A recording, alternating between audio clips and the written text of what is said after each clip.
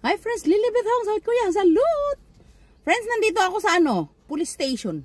Huge police station. City namin, tingnan mo. Nakita ko sa iyo. Ang laki, di ba? Sana may anak ako magpulis na. Ang laki, di ba? O, tingnan mo. Alam mo kung bakit nandito ako, friends? Yan mga yan. Police station yan dito. Yung mga building na yan, mga bahay yan. Nandyan kaibigan ko eh. Police station ng Wonjo to. Nakita niya? Teka lang. Mag-report muna ako sa inyo.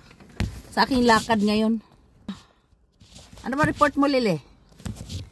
May sasabihin lang ako sa inyo, friends. Ganito pala sa Korea eh. Pag nawala yung license mo, driver license mo, di ka pwede agad-agad na kumuha ng driver license doon. Sa kuhanan ng driver license, hindi. Hindi ka bibigyan.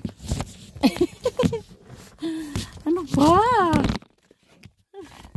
Struggle talaga ako sa lagay ng camera ko, friends, kasi natutuwad. Oo, friends, hindi ka pwedeng... Aircon muna tayo, friends. Sobrang init, uy. Naka-navigation ako. Binigyan niya ako ng address kung saan yung kuhanan ng driver license. Ang layo nun, ha? Grabe. Mula dito hanggang doon, baka isang oras pa ako makarating doon. Kasi dadaan pa ako sa mainit eh. Dadaan, hindi, mainit pero nakaganito ako ba? Lilim na sa kuya, salud. Friends, nawala yung driver license ko. Ang alam ko lang talaga. Ano ba, init ba? Ang alam ko lang talaga, friends, binigay ko yung cellphone ko dun sa tao ba? Binigay ko yung cellphone ko, binigay ko yung secret number ko sa kanya kasi may ginawa siya sa cellphone ko. Half day yon. Nandun lang yung driver license ko. Pilipinas pa lang may driver license na ako eh. Mag 30 years na ako sa Korea. Nandun lang talaga sa wallet kundi talaga yung nawawala. Iwan ko bakit nawala. Tapos tinawagan ko siya. Eh kasi ang busy-busy mo. Baka sinuksok mo dyan sa notebook mo. Tingnan mo ba? Tamad-tamad mo. Wala daw. Ewan ko sa kanya.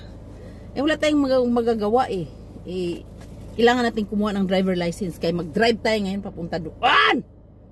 Tinakpak talaga. Adyo si Uo. Oo. Layo pa naman no? Yan ang oras na. Alas 12 na. Mamasyal muna tayo. Punta muna tayo sa Saan ba ito? Layo naman ng Daiso. Uy, maglakad tayong init. Gusto kong bumili ng friends. Ano sabi ko, friends? Pag nawala yung driver license mo sa South Korea, mga baguhan lang to para sa mga baguhan. Hindi ko lang alam sa mga luma kung alam nila to.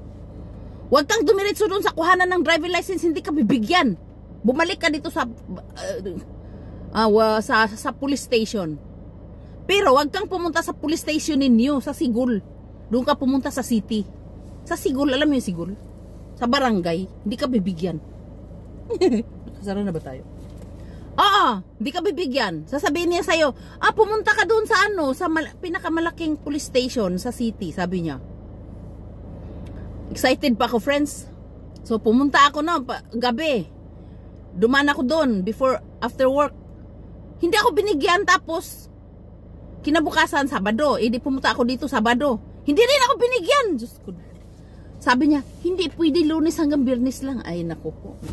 Kaya ngayon, nag-leave tayo sa work. Kaya, pupunta tayo doon sa kuhanan ng driver license sa LTO kung sa Philippines pa ba. Ito walang nga talaga to. Tinitape ko na, natuwad pa rin yung camera natin kanina, no? Ganda pa naman ng view. Kaya tatapon na natin ito. Maybe lagay natin sa bahay. Kuha natin ng camera sa bahay, no? Gawin natin ayom-ayom doon. Sayang kasi itapon bago pa yan. Over the backod lang yung kanyang quit. Kasi galing yan sa Santa Fe ko eh. Ilipat ko dito. Hindi pwede. Kailangan bago talaga. Bago yung car mo. Magbago ka na rin. Ganon! Hindi talagang car nila, friends. Katulad ng car ko. Friends, I'm so amazed talaga. Kasi yung asawa ko siya nag-order nito eh. In-order na yung car natin. Lumabas na. Ay. Alam mo, friends, itong car na to, tingnan mo. Hindi ko pa tinanggal ang mga balot. Sabi na sa ako, huwag mo muna tanggalin, sabi niya. Araso. Kasi di pa kami nakapag-driving dalawa eh. Lumiwanag ng konti. Bakit minsan parang ang pangit? Kasi parang pag ang lapit-lapit parang ang pangit pala yun, no? Okay na ba yung mukha natin? Pumunta pa naman tayo sa police station. Tapos sabi niya, friends, sa police station, pwede dito, sabi niya, hindi ka na pupunta sa malayo. After 2 weeks pa. Sabi ko, ay hindi pwedeng after 2 weeks kasi araw-araw ako nagdadrive. Tsaka malayuan yung magdadrive ko. Kaya ang ginawa niya, niregister niya ako doon. Tapos binigay niya sa akin yung ID card ko, Korean card. Sabi niya, sige pumunta ka na doon. Eh sabi ko, nasaan yung note na katunayan na nandito ako galing? Baka mamaya pabalikin pa ako dito. Layo-layo pa naman to. Sabi ko. Sabi niya, ito yung ano. Sabi ko, pahinging number ba? Cellphone number or something. Binigyan niya ako. Sabi niya, pag may problema, tumawag ka na lang dito. Sabi niya, okay, sabi ko, papaililipat ako sa Korean sa